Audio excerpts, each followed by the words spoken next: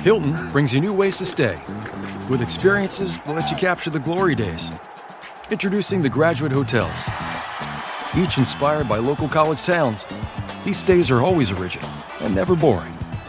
Get in touch with traditions all across the country and enjoy a stay that's a class above the rest.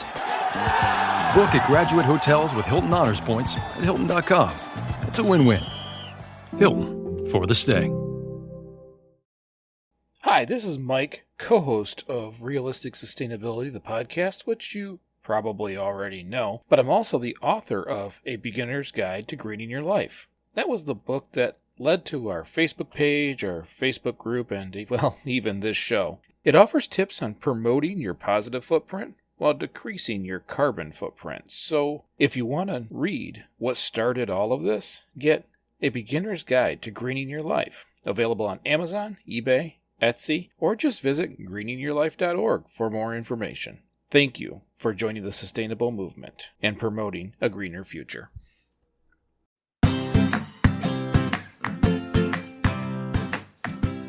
Hi, and welcome back to Realistic Sustainability. I'm Mike, and I'm here with Nick. We meet again, old me. I thought you were going to pick on me because I'm pretty sure my voice just cracked when I said Nick. Listen, we all go through the changes of life at our own time, and nature's magical like that. And I just hope that you have someone like I did that'll help guide you. Yeah, that's not better. Okay. Anyways, how are you today? I'm good. I'm really good. How are you?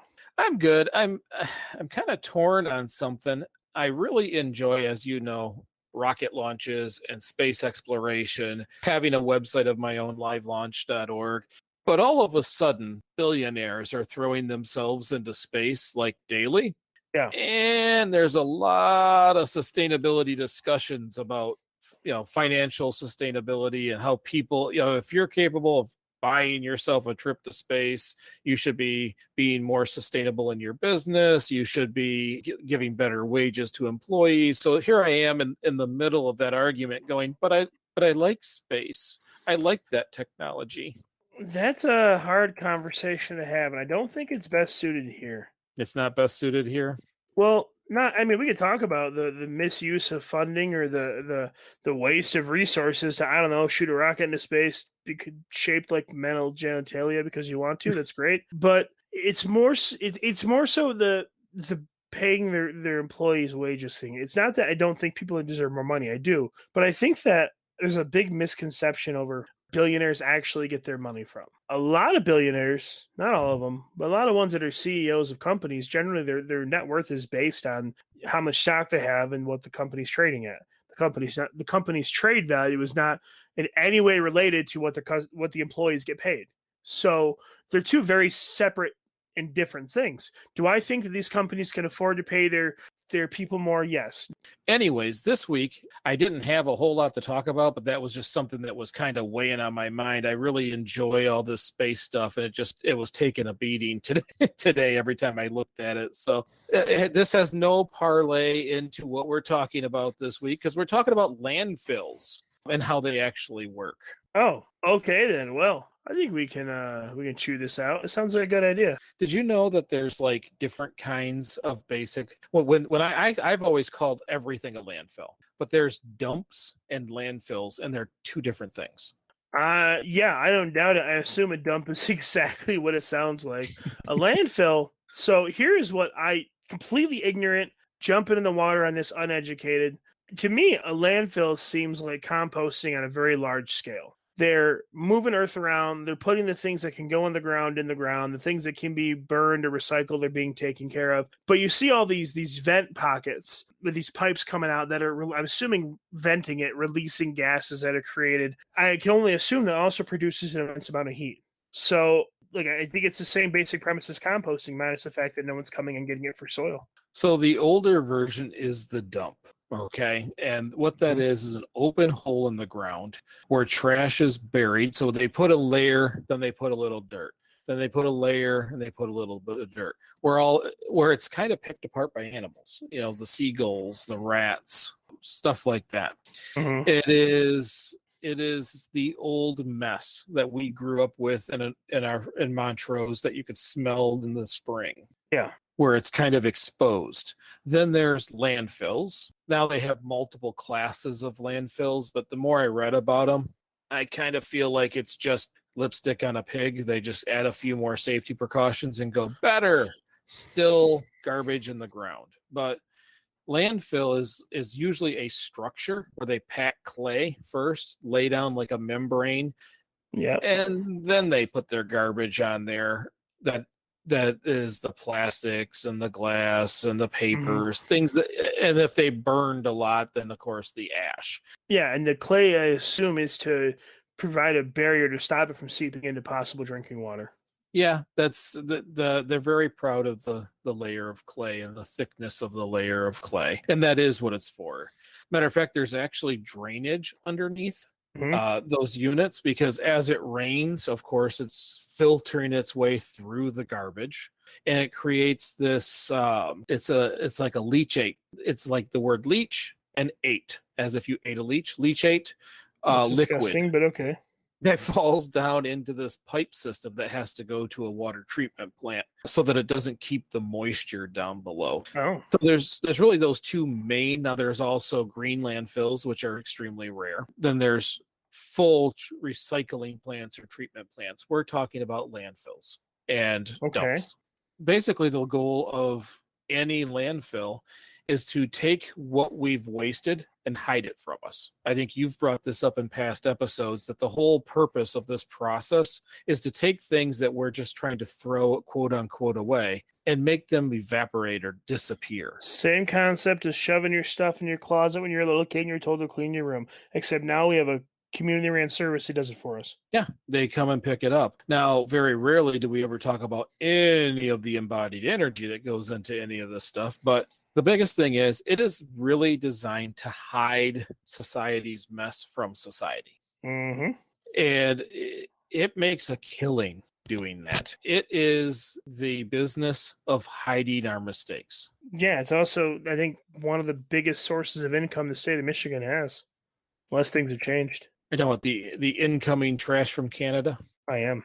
Yeah, I believe we still have the contract. We import a lot of garbage into the state so that it can go through this same process. I will tell you that some of the stuff that I saw was a little surprising. I was surprised that some of these facilities don't burn everything, but most do. So when I look to see what goes into a landfill, the list is basically anything that is recyclable. Yeah. It is all your plastics, papers, glass, food, all of that food waste. If other nature will break it recyclable- down. Yeah, but instead of composting it or anything else, we're just throwing it in this hole and we're sealing it up so that it won't necessarily break down very quickly. And some of the stuff we use, I mean, food waste. Why do you think my garden runs so well? It's because I put so much food waste back into my soil. It's got all that organics to it. There's full industries out there who just turn food waste over into soil and resell it. But all of this goes into the trash. Glass is like almost 100% recyclable. They don't pull it out. Most of the time, it just goes into the ground over there. And it's funny because it lists a section after all these recyclable items, and there's a section that says other recyclables. In other words, we don't recycle anything. Well, I had made the comment when we first started doing this podcast together about, like, a lot of times when your recycling guy comes, he just goes to the landfill anyways. And someone had heard me say it on here, and they caught me off guard and they started chewing me out. Well, no, when I do my recycling, it goes to a recycling plant. And I was like, we live in Montrose. Where's the closest recycling plant? Well, I don't know. Okay, that's all I wanted to know.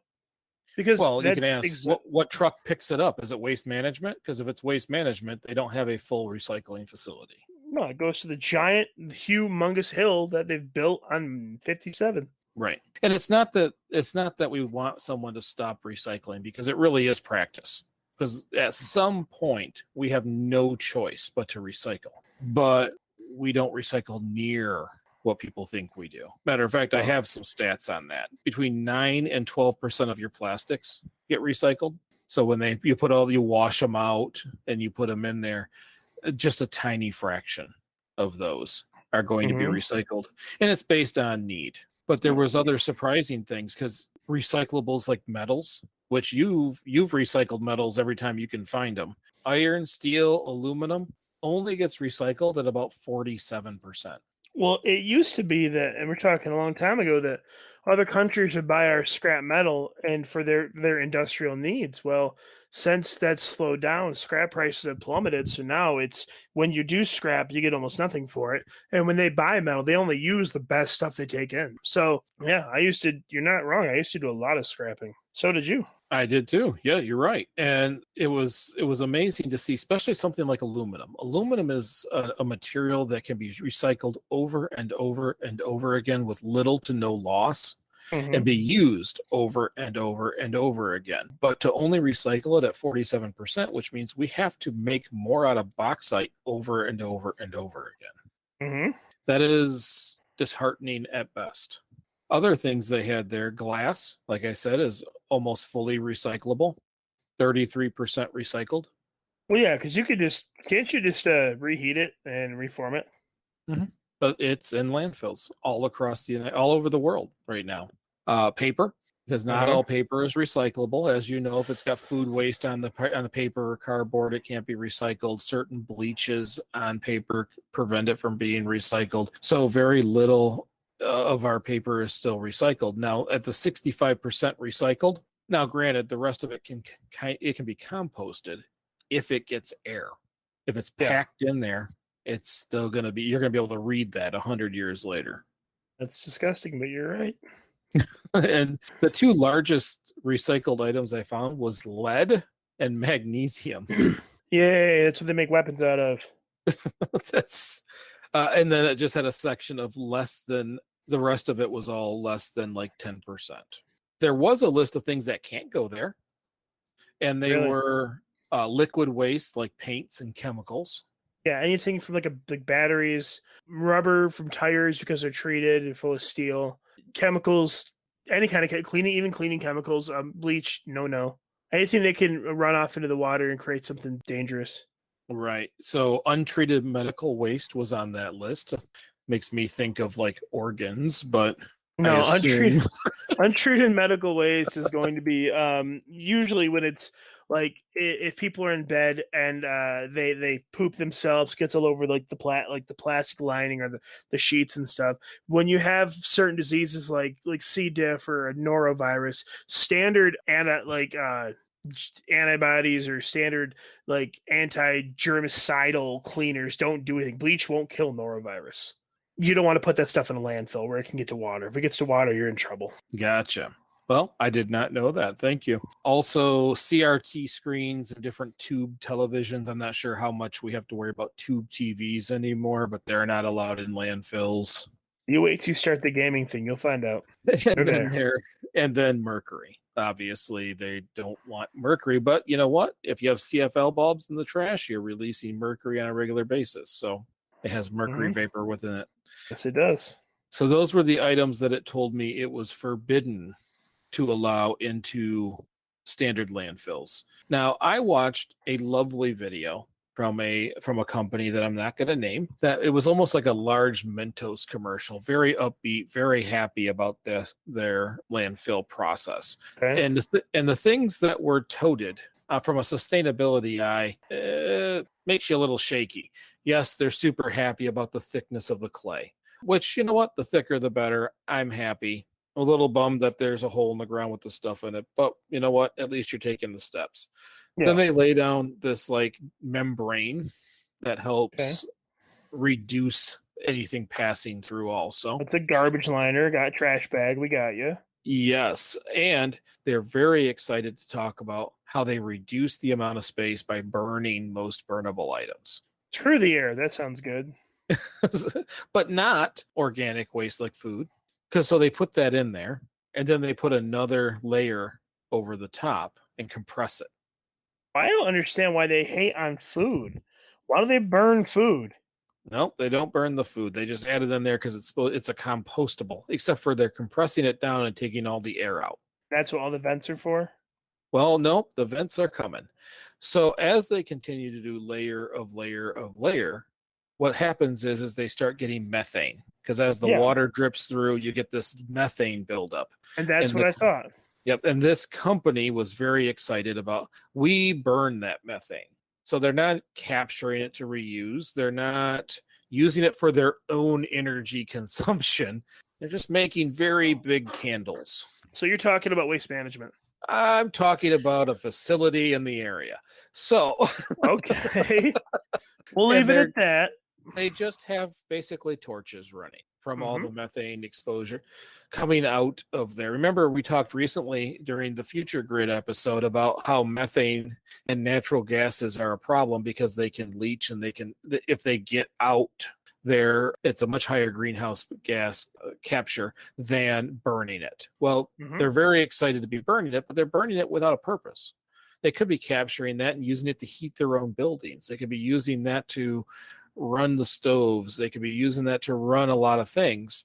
But here they are, this asset, they're just burning it, creating more emissions, which we know that the pile is emitting some of it up also. Well, that's you just being logical, Mike. Why are you trying to be logical and people are just stupid? Well, and I know we have to have a place until we change how we do things and we change the culture. And I know other countries are listening, and if you're better at it, tell us how. But until we do that, we got to be able to be smart with the assets that they have. They're literally just burning everything they can, creating more emissions. As other countries can go, oh yeah, it's really easy. Produce less, waste less. And you're gonna Well, go, oh yeah.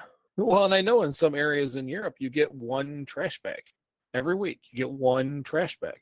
You exceed that trash bag, you pay. And how many trash cans do we put out on a regular basis? I've gotten better. I have 4. You have 4. How many people in the household? 5. Okay. Us 5 here. If I am bricking my plastic religiously, which I have not been the last 2 weeks, if I am burning my own papers so I can use my own ash, and yes, I know it creates emissions, but if they're going to burn it, I might as well get the benefit of the ash to lay in my gardens. If I do those 2 things, we put out 1 can, and it's not always full every week. All right, I don't put out 4 every week. We have 4. One is a recycling bag or can, and they're the really big waste management cans. I mean, I could fit in one and you could shut the lid. They're not small. Normally on average we have 2 that are packed full and then 1 that's partial. But it also depends on what we're doing. If I start going through and cleaning out things, throwing things away that I've held on to a little too long, we tend to do more. We fill more. Yeah, I've been surprised that if I take the food waste, and by the way, I use less food waste in the summer than I do in the fall, in the spring, and in the winter. Mm-hmm. I don't put food waste in my garden space while it's growing because it draws animals. And I don't want them coming and eating my lettuce and everything else because they smell the banana peel. So I don't actually compost and I don't actually use that stuff in the summer. I just use it the other 3 seasons in preparation for my next summer. But my coffee grounds, any organic waste from salads, stuff like that gets always thrown out. Fruits, banana peels are great in tomato gardens. Yep.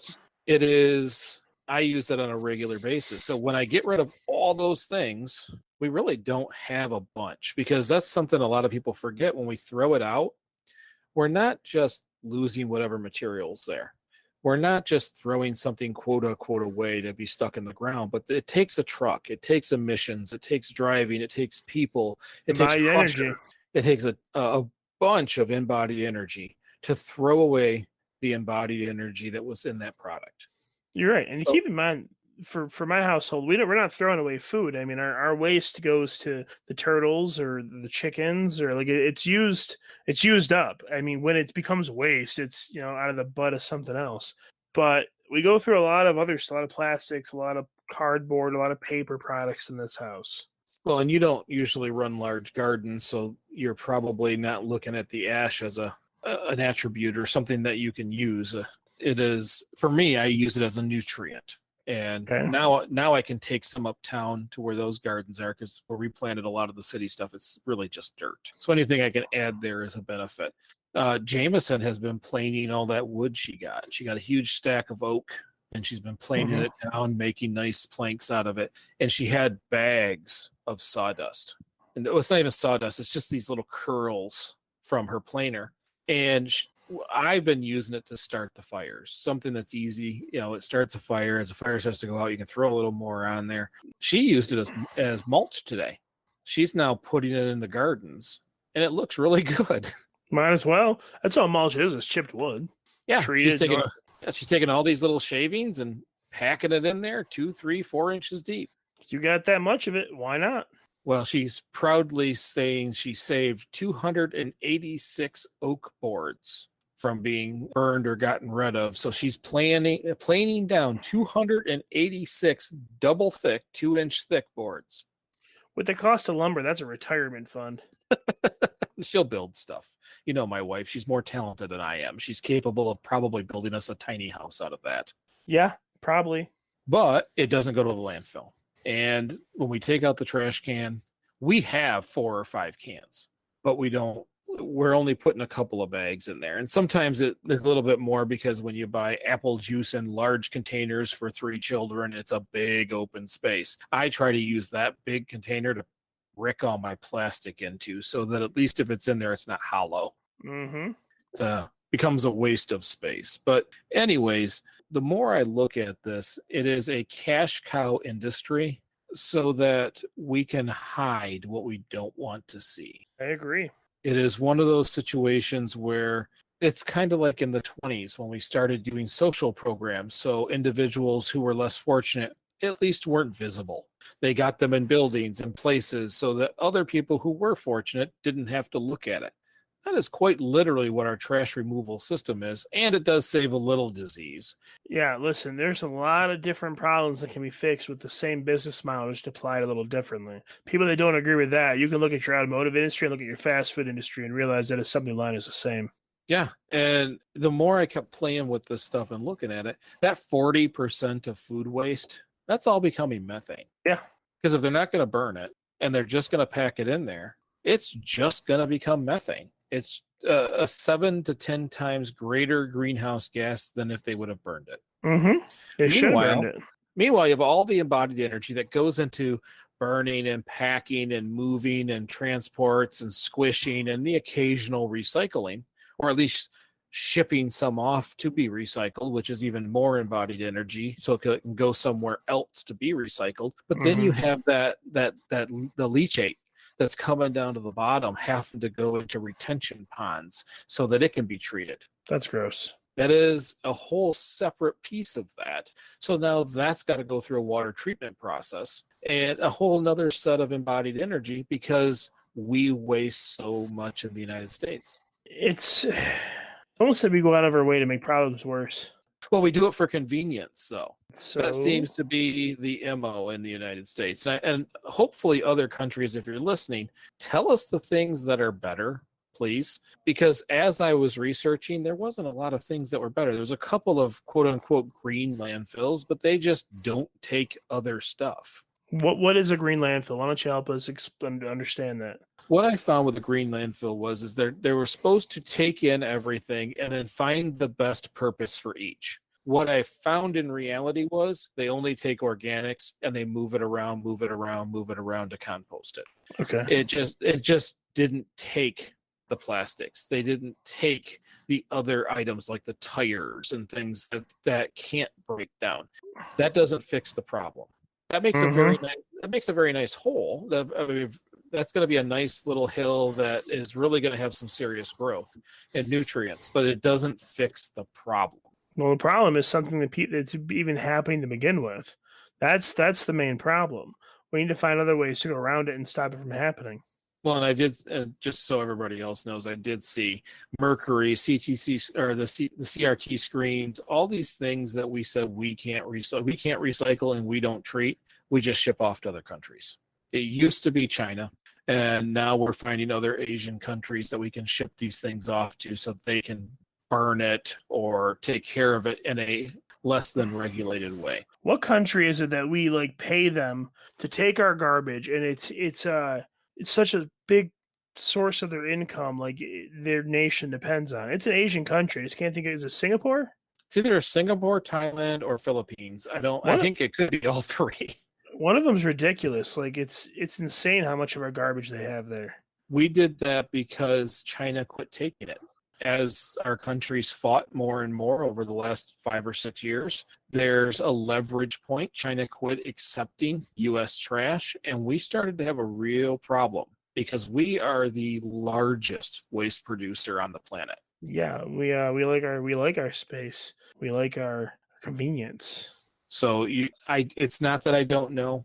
I do know. We do ship out most of the dangerous waste to other countries that may not have the same regulations. So we are really just contributing to those being burnt into our atmosphere. Yep. Just not from our part of the planet. That's all it boils down to. Yeah, it's not better. Now, I did see in checking, Sweden, for example, was building waste centers. Is really what it translates to, is where they take every piece and they do try to find the right use for each. And what they do burn, they utilize the waste heat within the facilities or surrounding area. They take and try to use as much of the energy as possible in ways that will be helpful for everybody else. Well, personally, I know that steam is outdated, but if they're gonna burn stuff, they might as well just burn it under a giant pot of salt water, create some steam energy, and pump it into their freaking grid. Excuse my language, but I mean, if they're gonna do it, they might as well do it and get some use out of it. Well, and today steam energy is not outdated. It is almost every plant that is out there.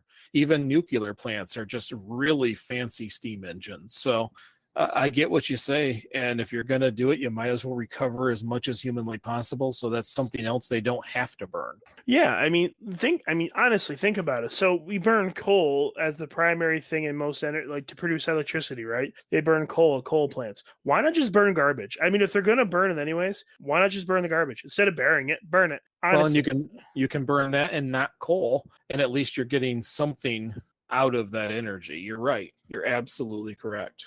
It keeps it out. It also keeps it out of the ground, out of the environment, and well, I mean, not completely out of the environment, but out of the environment in more ways. I understand that would kill the coal industry, but okay. And I don't know. I don't know what to say. I haven't really thought this out. I'm just asking right now, like, why not just burn it? If we're gonna sit there and we're gonna go, well, this is recyclable, but we're just gonna throw it in the ground anyways.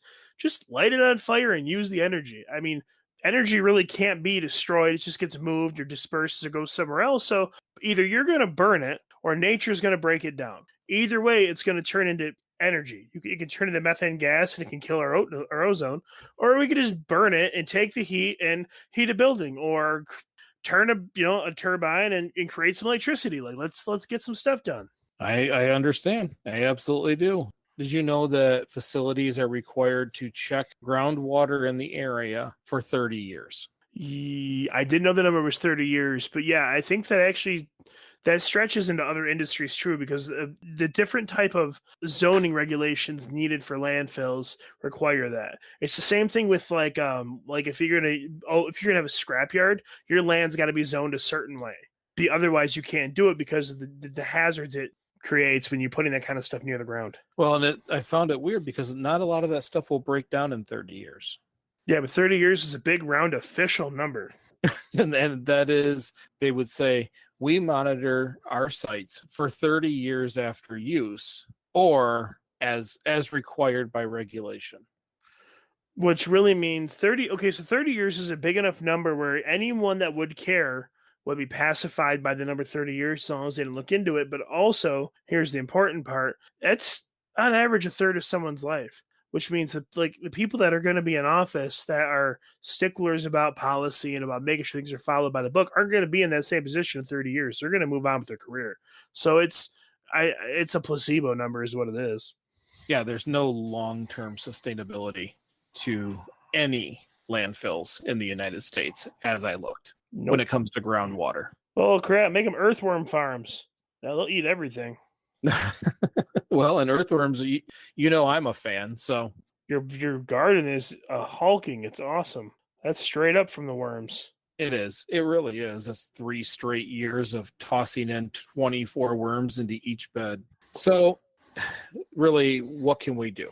The real answer is use everything we can use. Reduce how many things leave our house. I'd like, ladies and gentlemen, no matter where you live, how many bags, how many cans, what gets put to your road? How often is your trash picked up? I'd be curious to see. Again, I'm about a 2-bag, 1-can guy per week. What are you? How much waste are you putting out? And can I challenge you to reduce it? I think if we reduce the amount of waste that gets from our households to those facilities, the better it can be. Is it going to change anything long term? No. No, that's going to happen with how we vote with our money and we vote with our votes. But we can make them less useful by making sure, and let's be honest, everything you keep is a benefit. So if you keep all your food waste and use that on your property, at some point someone's going to go, my goodness, how do you get your flowers to look like that? How is your garden that big? And it's really simple. I don't throw away my nutrients. I had a really stupid, like, comedic response pop through my head. You're like, how are your flowers so big? And my head went, well, septic tank broke, so we just punched a hole in it, let it run into the yard. Right. Sorry. But really, it is looking at everything before it goes into the black hole of a garbage can and see, is there a use? Now, granted, there are certain things Jamie won't let me keep. Plastics, a lot of those she will not let me keep anymore because I collected way too many. I can still do butter containers, although now that we're buying butter in massive bulk, she's not as happy because I still have all these butter containers. But okay, we're going to ignore the fact that you called that crap butter that you used to buy, and that now you're actually getting butter. It is marketably better. It really is. It is so much better. Every time someone calls margarine butter, I just want to slap them really hard. We use butter, that's not butter. Now it looks like we have margarine, but I'm just cutting blocks of that butter and putting it back in those containers. Mm-hmm. But it looks like you have margarine until you taste it. There are certain things that not everybody can use. And I understand that. We still live in a society. And again, realistic sustainability really is about doing the things you can do. But I do challenge you. Let us know. How many bags do you put out? How many trash cans do you put out? Can you change that? What happens if you put maybe 2 weeks of effort into it? Can you consolidate it? Will it be less? Will your gardens be nicer if you compost in your gardens? I know that compost stinks. So dig a hole. Dig a hole in the back of the garden, throw it all in there and cover it. By next year, you'll never even know. You'll just dig another hole and do it again. There's ways of doing it so it doesn't bother neighbors. I challenge everybody who's listening to give it a shot. Nick, I challenge you to give it a shot. I will try. Well, I mean, I'll try. I'll give it a an honest try. Honestly, because that just means we're going to spend less money. I am a big advocate of spending less money. That's the great thing about sustainability. When you reduce your waste, you reduce your consumption, and you are by default spend less money. Big fan of money. Like to have as much as possible. And those are the kinds of resources that give you a calmer mind and help your life tremendously. So I absolutely understand that. Anyways, that's all we have for this week. If you like this episode, share it with a friend or on social media. And please, if you're willing to take up that challenge and see if you can do a little better, post it on the Facebook. You can send us messages, post it on the Facebook, join the group and post on the group. I don't care which one. I just want to see it, especially if you're outside the United States. I find all of that fascinating. I don't get to travel to enough countries to see a lot of fun stuff. So really, when we ask these, if you get an opportunity, post it. I'd love to see it. If you don't want to make it public, send it to us direct, either through the email, the website, or Facebook. If you want to help or support the podcast in other ways, you can become a monthly subscriber on the Anchor hosting site for as little as 99 cents a month, or simply just leave us a 5-star review on your favorite podcast platform. Those help tremendously. It helps people find us. So thank you all for listening. And remember, we only have to get a little better each day. Little bit. Someday, it'll be a big bet. Thanks for listening. I'm Mike. Yeah, I'm Nick. And we'll see you next week.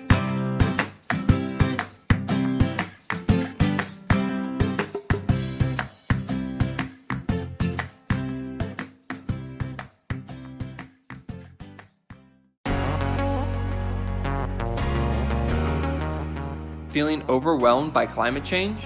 Looking for sustainable and ethical brands to support? Then Ethic is perfect for you. Ethic is a simple browser extension that helps you find sustainable and ethical brands online. Learn more at ethyk.org, ethyk.org.